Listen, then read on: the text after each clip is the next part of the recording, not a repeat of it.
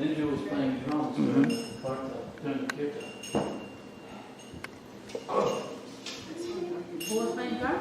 India. Kind of bright, huh? That light. Yeah. Enough to, There's two of them. One has to be hard turned on. enough to see anybody. They're like kettle drums. Yeah, you could only see here.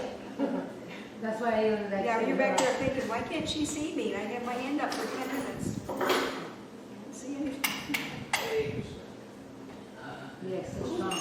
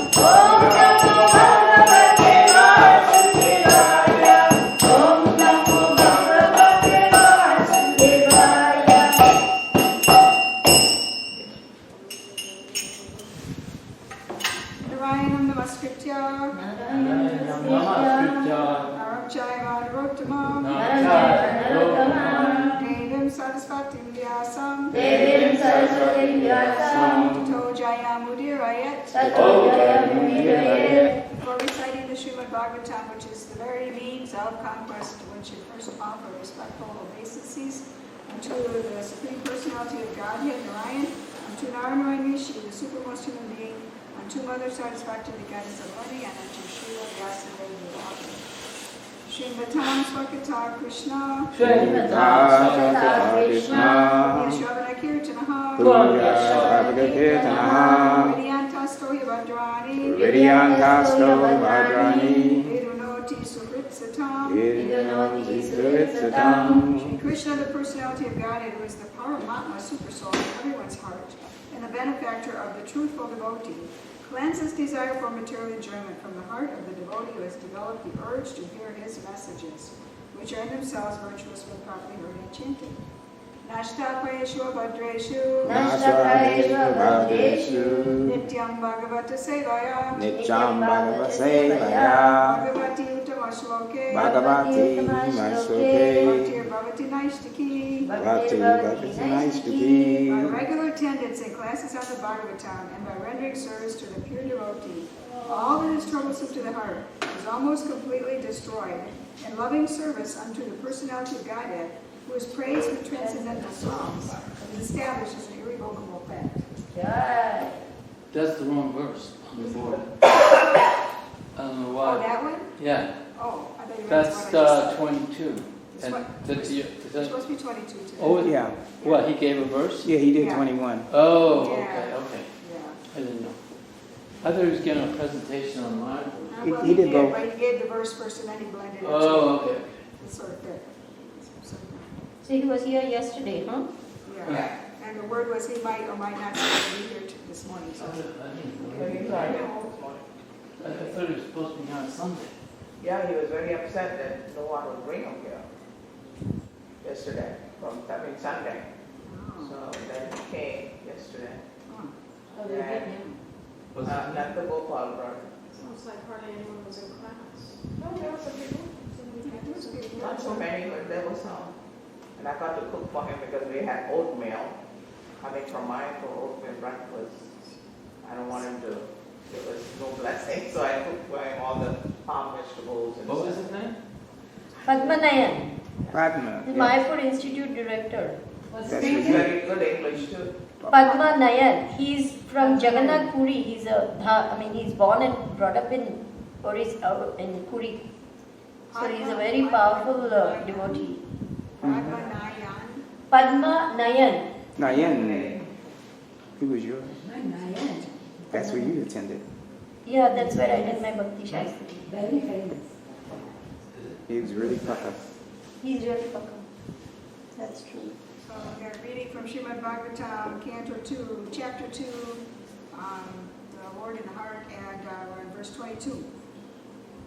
Yadi Yadi Prayasyan Prayasyan Ripa Ripa Parameshtyam Parameshtyam Yadi Prayasyan Ripa Parameshtyam Yadi Parasyan Ripa Parameshtyam Vahayasanam Vahayasanam Uta Yad Viharam Viharam Vahayasanam Utayat Viharam Vahayasanam Uttayaram Ashtadipatyam Astariharyam Guna Sanivaye Sanivaye Ashtadipatyam Guna Sanivaye Astariharyam Guna Sanivaye Sahaiva Sahaiva Gachen Gachen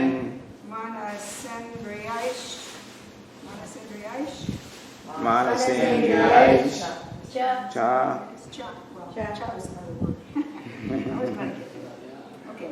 Yadi prayasyan ripa parameshtyam Yadi Prayasyan Ripa Parameshtyam Vahayasanam utayat viharam Vahayasanam Uttayadiharam Ashtadipatyam gunasanivaye Astariharyam Guna Sanivaye Sahaiva gacchen manasendriyaischa Sahaiva Gachen Manasendriyascha Yadi prayasyan ripa parameshtyam Yadi Prayasyan Ripa Parameshtyam Vahayasanam utayat viharam Vahayasanam Uttayadiharam Ashtadipatyam gunasanivaye Astariharyam Guna Sanivaye Sahaiva gacchen manasendriyaischa Sahaiva Gachen Manasendriyascha Yadi prayasyan ripa parameshtyam Yadi Prayasyan Ripa Parameshtyam Vahayasanam utayat viharam Vahayasanam Uttayadiharam Ashtadipatyam gunasanivaye Astadipatyam Guna Sanivaye Sahaiva gacchen manasendriyaischa Sahaiva Gacchen Manasendriyascha. Yadi prayashan nripapamestayam. Yadi prayasan vipapamestyam. Vaihayasanam bhutayat viharam. Vahayasanam utayadviharam. Astadipatyam gunasanivaye. Astadipatyam gunasanivaye. Sahaiva gacchen manasendriyascha. Sahaiva Gacchen Manasendriyascha. Yadi prayasyan vipaparimastyam. Yadi prayasyam vipaparamestyam. Vihayasanam utayadviharam. Vaihayasanam utayadviharam. Astedipatyam guna sanam vaye. Ashtadipatyam gunasanvaye. Sahaiva Gacchen Manisa Drihascha. Sahaiva Gacchen Manasendriyascha. Yadi prayasyan nripaparamestyam. Yadi prayasyan vipaparamestyam. Vahayasanam utayat viharam. Vahayasanam utayadviharam. Astadipatyam gunasanivaye. Astadipatyam gunasanivaye. Sahaiva gacchen manasyendriyascha. Sahaiva Gacchen Manasendriyascha. If you just right, it wasn't for the last word. That's what I used to always say was. Yadi prayasyam vipaparamestyam. Yadi prayasyan vipaparamestyam. Vaihayasanam utayadviharam. Vihayasanam utayadviharam. Astadipatyam gunasanvaye. Astadipatyam gunasanivaye. Sahaiva Gacchen Manasendriyascha. Yadi prayasyam nripaparamestyam. Yadi prayasyam vipaparamestyam. Vaihayasanam utayadviharam. Vahayasanam utayadviharam. Ashtadipatyam gunasannivaye. Astadipatyam gunasanivaye. Sahaiva Gacchen Manasendriyascha. Sahaiva Gacchen Manasendriyascha.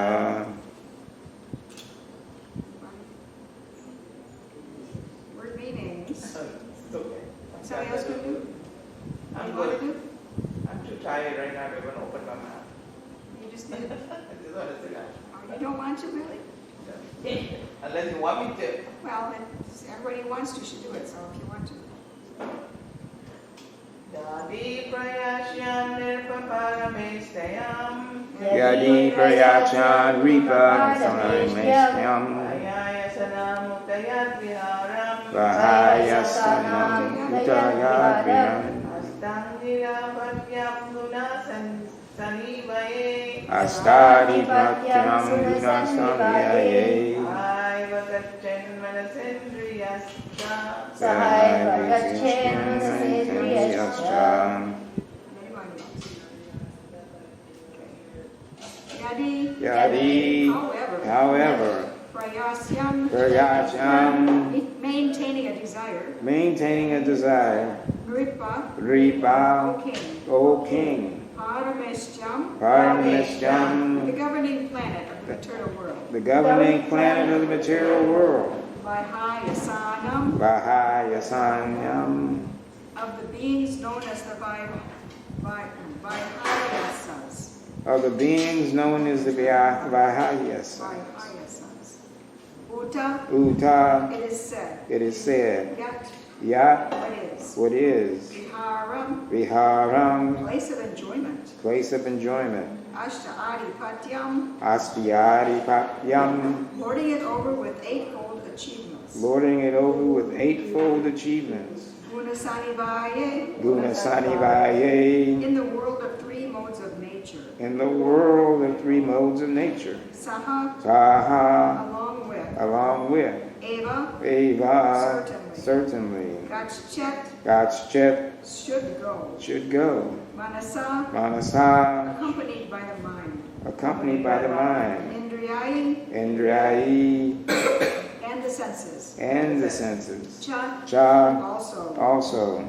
Yeah, translation purport by His Divine Grace, A.C. Bhaktivedanta Swami Srila Prabhupada. Jai Srila Prabhupada. Read the whole thing first. However, O king, if a yogi maintains a desire for improved material enjoyments, like transference to the topmost planet, Brahmaloka, or the achievement of the eightfold perfections, travel in outer space with the Vaihayasas, or a situation in one of the millions of planets, then he has to take away with him the materially molded mind and senses.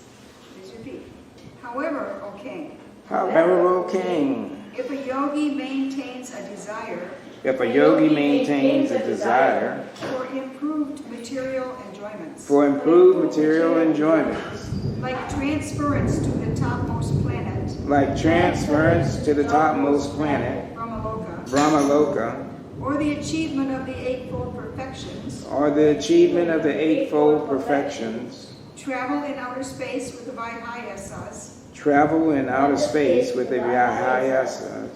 or a situation in one of the millions of planets, then he has to take away with him the materially molded mind and senses.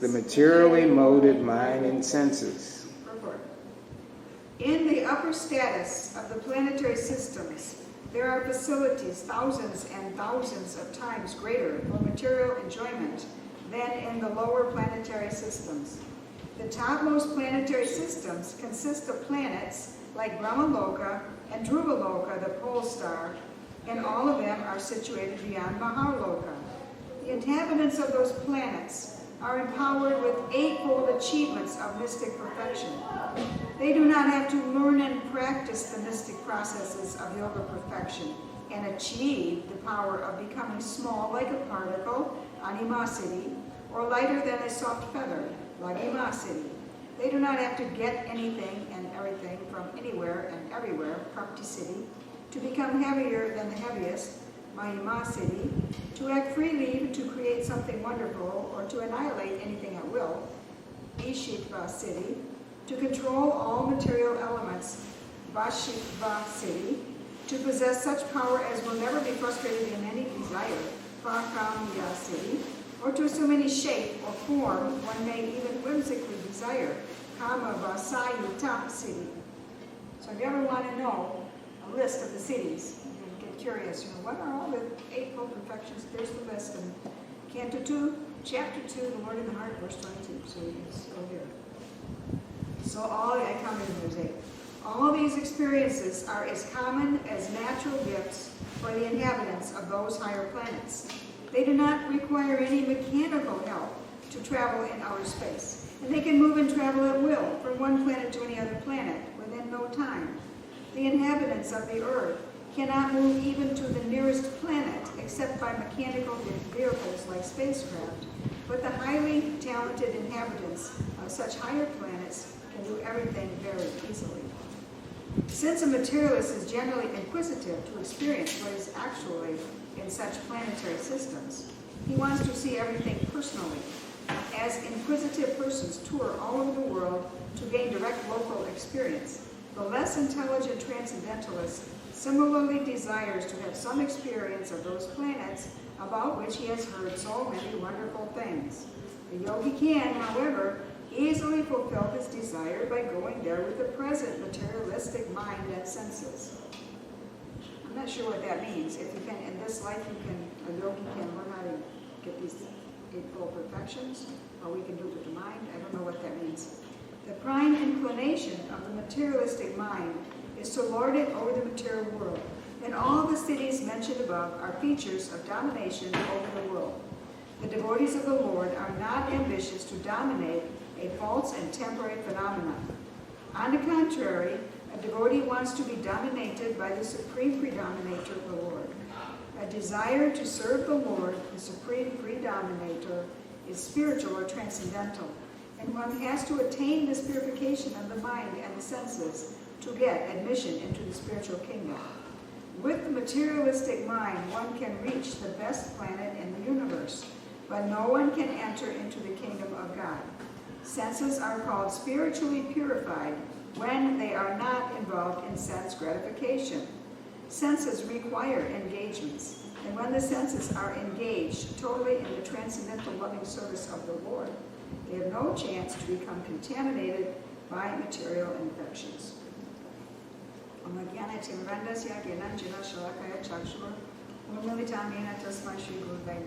was born in the darkness of ignorance, and the spiritual master opened my eyes with the torchlight of knowledge. Offer my respectful obeisances unto him.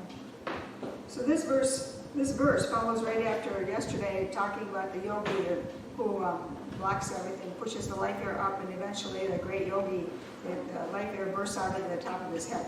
And so that's like presented as success. However, this follows. However, if a yogi maintains a desire for improved material enjoyments, etc., etc., etc., then he has to take away with him the materially molded mind and senses.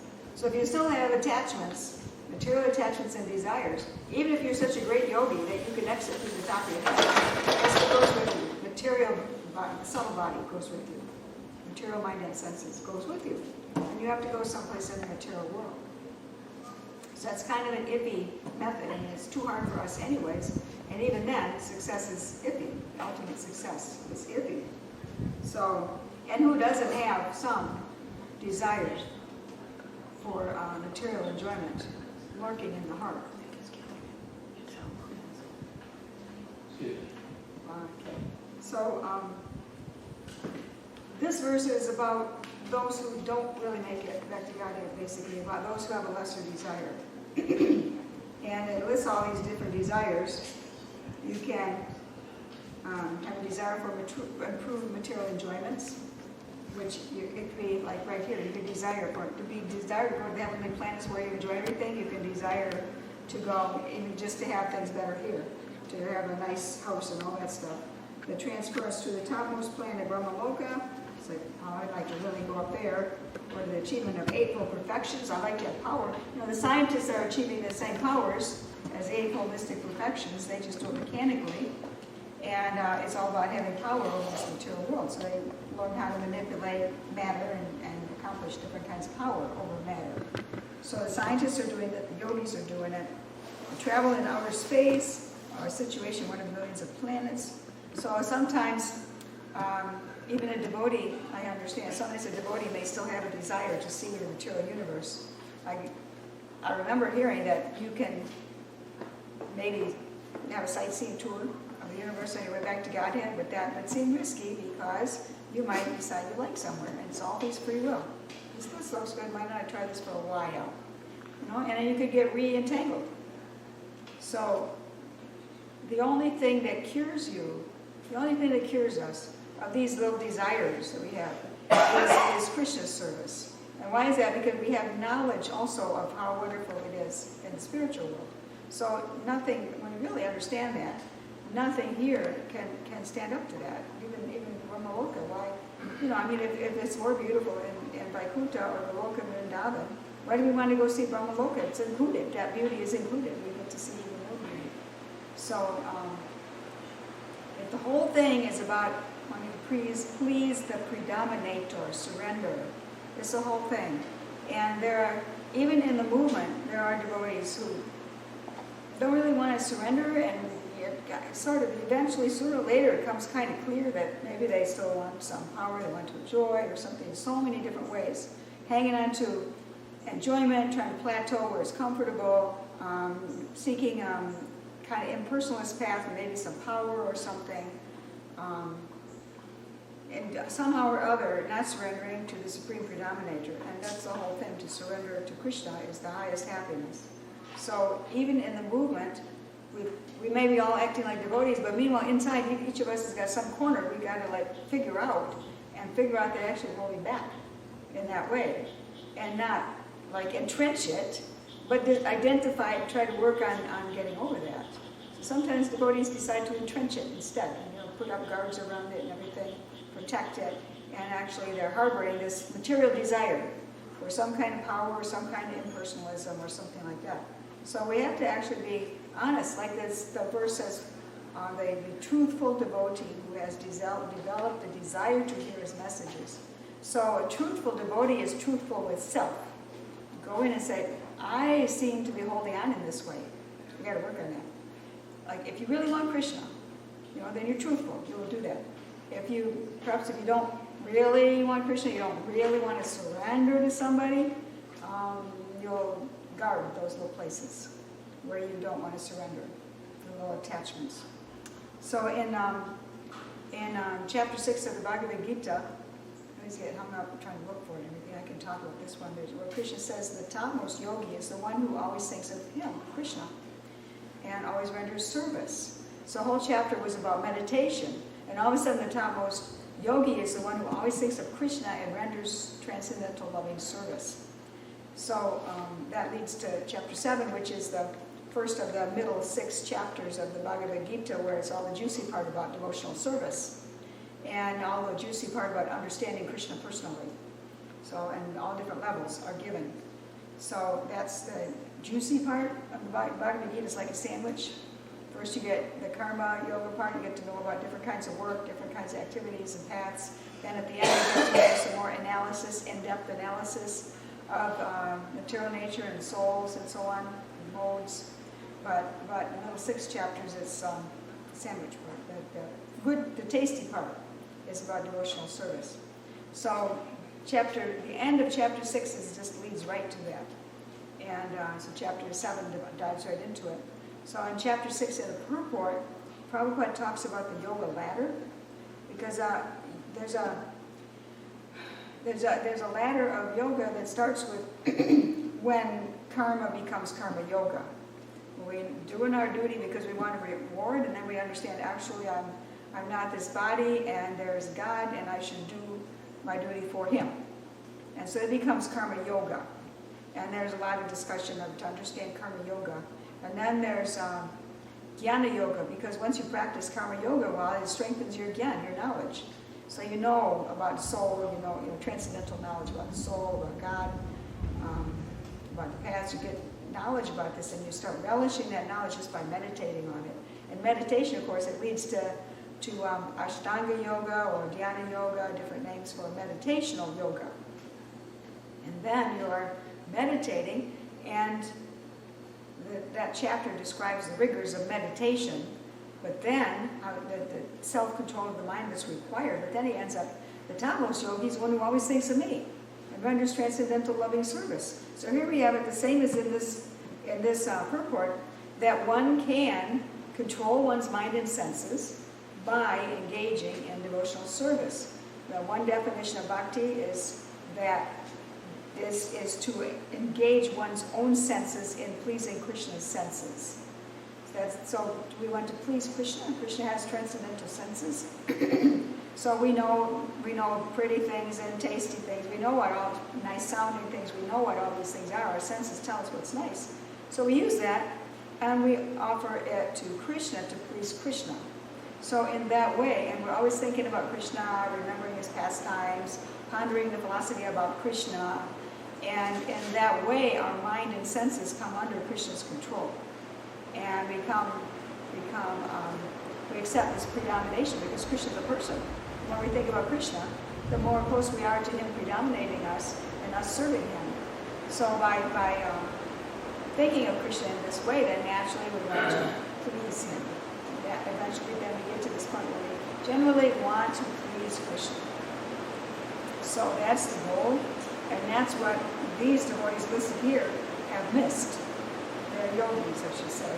They are doing their yoga practice, but they have missed this surrender to the person of Krishna. And if they don't have this surrender to pleasing Krishna, they haven't tasted the honey. So they will they will fall down, they will go, they will have to take their material attachments, because they haven't tasted anything higher, they'll have their material attachments, and they'll just still have their subtle body. And they'll have to go and get a gross body again. And maybe here, there, anywhere, but it just continues the cycle. There's no place to go where you won't have to die unless you go to Krishna. Even if you go to the light, the Brahma-jyoti, if you want to be an impersonalist, eventually you will be restless there. And if the only personalism you know is in this world, you'll come back down and do something materially personal because you crave that. So there's the difference between the subtle body and the gross body. One of the differences, the gross body, you leave when you die. Subtle body, you don't leave. It goes with you to the next body. The subtle body changes all the time too, but in a different way. It changes in response to the changes of the environment, the changes of desires, and all these things. The subtle body changes. The subtle body, the gross body changes and grows, and therefore the subtle body adjusts and changes like that. And then go to a new body, and it's already somewhat in the shape of the new body by desires that have been lurking within. So a new body that's appropriate is given. So in that way, the subtle body always changes. And the gross body, is born, it grows, and it produces products and like that, and it dies, and you have to leave it, so it changes in that way. Both subtle and gross are always changing, but in different ways. So if you have a strong spiritual practice and you have a lot of success in it, but you still maintain some material desires because you haven't really surrendered to the pleasure of pleasing Krishna, then you have to keep your subtle body, you have to get another gross body. Eventually, if you go to the Brahma-jyoti, you have to. So that's what this says. This is about those who don't make it in the highest. Let's see, is there anything else to tell? Oh, this is a test. I was thinking as I was reading this out loud that Prabhupada is listing all the wonderful things in the material world. It's kind of like a test. If you read that, you say, wow, I like that. So I want to see about that. I want to see about Ramaloka. I want to see what it's like there. I want to see what it's like to travel around and see all the different planets. Now maybe on some planet there's a really cool arrangement I can live there. Yes. So this is like a test. If this attracts our mind, then all these cities, powers that we can have, I'd like to do that. So if this attracts our mind, it's like a test. So then we get to stay here longer and search for it until we're totally ready to surrender. So that's what's happening here. And so the inhabitants of the earth cannot move even to the nearest planet except by mechanical vehicles like spacecraft, and we have some doubt whether they even went to the moon that way. But the highly talented inhabitants of such higher planets can do everything very easily. Yes, cool. Since a materialist is generally inquisitive to experience what is actually in such planetary systems, he wants to see everything personally, just like some people want to tour over the world. So if you still want to go and see the world, I have some interesting things I'm interested in, but I don't really want to go. Like when we were up in Michigan for 6 years, we could have gone. The Upper Peninsula is really beautiful. We were in the Lower Peninsula, of course, so we thought about it. It'd be nice to go to the Upper Peninsula. There's some actual mountain areas there. It's a low mountain range. It's rocky and everything, and the coast of Lake Superior is somewhat like the Big Sur coast in California. It's got big rocks and stuff. And so it would have been cool to go see. But I just didn't have enough desire because I'm really not, I like those things, but I don't want to go there and risk, what if I die going to see that? What I really want is Krishna, to see Krishna Loka and serve Krishna. It's much better because I tasted some of that honey in the jar. So therefore, didn't really try to go on that trip. Didn't want to. So we have that opportunity to go on trips. We can go after death. We can go see the universe, go see all kinds of cool and beautiful places. How much you love Krishna, how much taste have you got of Krishna that you want Krishna instead. So it's almost like a test here. So I guess I'll stop here and see if there's comments or questions. Yeah. You mentioned verse 610. 6:10 in the Bhagavad Gita. It's really Yeah, I'm at 6:40. What is it? 47, the last one in chapter 6. Oh. But at 6:10 also mentions the yoga ladder. yeah, the transcendentalists. The transcendentalist should always engage his body, mind, and self in relationship with the Supreme. Okay. He should live alone in a secluded place. He should always carefully control his mind. He should be free from desires and feelings of possessiveness. Krishna is realized in different degrees as Brahma, Paramatma, and the Supreme Personality of Godhead. Krishna consciousness means concisely to be always engaged in the transcendental loving service of the Lord. But those who are attached to the impersonal Brahma or the localized supersoul are also partially Krishna conscious. Brahman. Brahma is the creator. Brahman. Brahman with an But, N. but yeah, that's right. Because impersonal Brahman is the spiritual ray of Krishna, and supersoul is the all-pervading partial expansion of Krishna. Thus, the impersonalist and the meditator are also indirectly Krishna conscious. A directly Krishna conscious person is the topmost transcendentalist. Yeah, that's not the one I thought you were. Okay. Because such a devotee is what is meant to be. He knows what is meant to be Brahma and Paramatma. He's always thinking of Krishna. So thank you. It's amazing how many times Prabhupada, how many different ways Prabhupada says these things. It's so rich. Many different ways. I thought you were referring to a verse, I think it's before that, where it mentions that there is a yoga ladder. But yeah, that verse says the same thing as this. This is the same thing. If you are indirectly Krishna conscious, well, you are on your way. But it's like somebody who chants Hare Krishna all their life, but does not make the effort of advancement, sort of plateaus with some material attachments that are comfortable, then another life maybe you can finish. You know. We have to be very serious about making actual advancement. We have to make progress. We have to actually examine ourselves. That's anartha nivritti, all the material attachments, the desire to plateau where it's comfortable, all these things we have to work on all the time. So that's anartha nivritti. So. Okay, anything else? Yeah. Okay. When you mentioning about the mystic perfections, what came to my mind was that even when you read Krishna book, you see how all the demons also had these mystic perfections. Yeah, demons had it too. But you could see how even though they had all that, Krishna being the supreme power, the supreme strength, he could easily do it with his left hand. Or I was reading today in the Prabhupada meditation book how Krishna knew what to do. Well, this Keshi demon, he knew how to control it. Like you can control a horse by its mouth.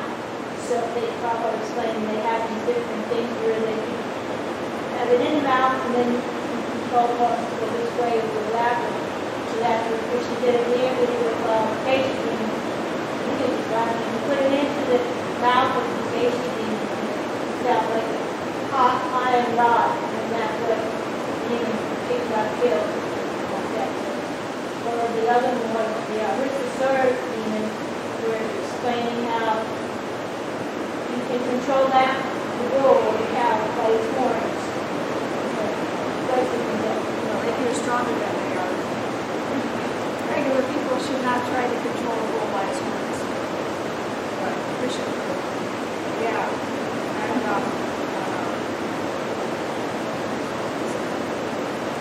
you know, Yeah, the Abhasura was What? Abhasura demon, that was one of the things. He could expand himself very, very high. Amasura? Again, give me a Abhasura. Huh? Abhasura. And I can't hear. Can't hear me either. I'm way back there. I apologize. I was thinking of the Abhasura demon. Abhasura. He could expand himself, but Yeah. then again, you have the supreme power. Well, the mystic cities are for power over the material world. That's what they are. And a devotee may automatically have them, but he's not interested. Just like we could automatically, we can arrange to make a trip and go see all the scenic mountains. But the more you like Krishna, the less you understand that mountains are not going to have answers. Krishna has answers. And Krishna is the source of all the beauty. So the mountains are not going to satisfy, and Krishna is. So the more you understand that, the less you want to go see the mountains. And same with mystic powers. The more you understand that Krishna is in charge of everything, the less you're interested in having control yourself. The more you just want to surrender to Krishna. So our devotees may have the opportunity for these powers, but they don't really use them much. So they're not very interested. But you could see what Srila Prabhupada did. He didn't want them, but how could he convince people that were so much intoxicated, eating meat, But he doing didn't all do it by these- mystic powers so much that he wanted, it's free But will. there was some kind of, The yogi may use some Yeah. control, but that person didn't make a decision to obey. I'm trying to say, it wasn't just, Yeah, it was it Krishna. was Krishna empowering him and Yeah, everything, yeah. but to see it like in the light, like, There are it also, was like, what was he saying now? I know, I said something about it's about due to my good fortune, but he made the magical thing, like the thing with the yogis, he was like, the reporter was asking Prabhupada, like the person was producing some kind of sweetmeats, and the point was that here is my, He probably made devotees. no, it was something else, I don't miracle, My miracle is these boys and girls. yeah, but That turned from hippie to Hippies out of hippies. he Hippies and happies. turned him into the, from leches. Yeah. Another word. Miracle. There are even reports, every once in a while on the internet, so they talk about the experiences of seeing Prabhupada float. So sometimes they say they witnessed Prabhupada floating. That was, can you hear me? This rain was caused. That Prabhupada floated.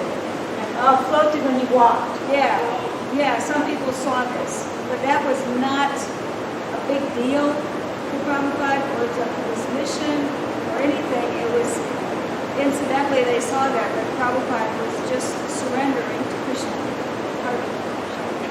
He's empowered after this. Anything else? Okay, thank you very much. All glories to Srila Prabhupada, all glories to Srimad Bhagavatam.